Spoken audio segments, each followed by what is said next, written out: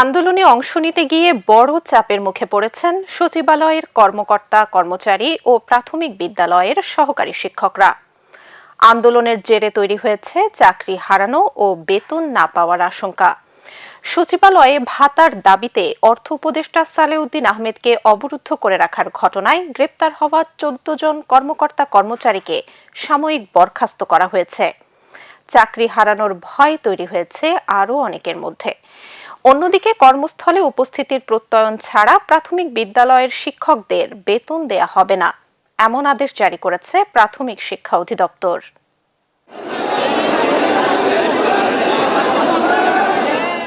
সচিবালয়ের কর্মচারীদের জন্য 20% সচিবালয় ভাতার দাবিতে আন্দোলন করে আসছিলেন নন ক্যাডার কর্মকর্তা ও কর্মচারীরা।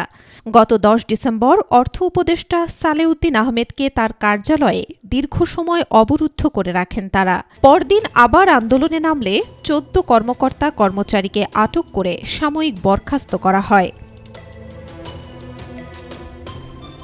সংশ্লিষ্ট সূত্রগুলো জানায়, আন্দোলনে জড়িত আরও কর্মকর্তা কর্মচারীকে আটক বা সাময়িক বরখাস্ত করা হতে পারে।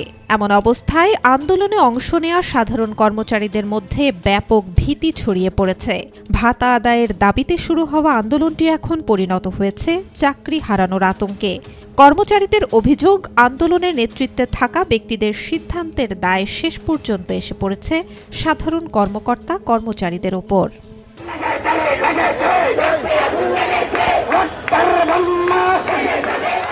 অন্যদিকে প্রাথমিক বিদ্যালয়ের শিক্ষকদের বেতন পেতে হলে কর্মস্থলে উপস্থিতির প্রত্যয়নপত্র থাকতে হবে বলে জানিয়েছে প্রাথমিক শিক্ষা অধিদপ্তর।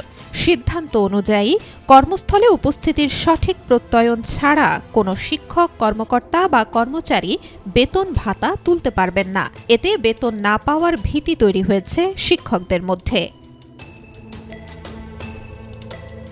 10ম গ্রেড সহ 3 দফা দাবিতে গত 27 নভেম্বর থেকে লাগাতার কর্মবিরতি শুরু করেন প্রাথমিক বিদ্যালয়ের সহকারী শিক্ষকরা। বার্ষিক পরীক্ষা বর্জন করে আন্দোলন করায় অসংখ্য শিক্ষককে শোকজ করা হয়। অনেককে বিভিন্ন জেলায় প্রশাসনিক বদলি করে প্রাথমিক শিক্ষা অধিদপ্তর।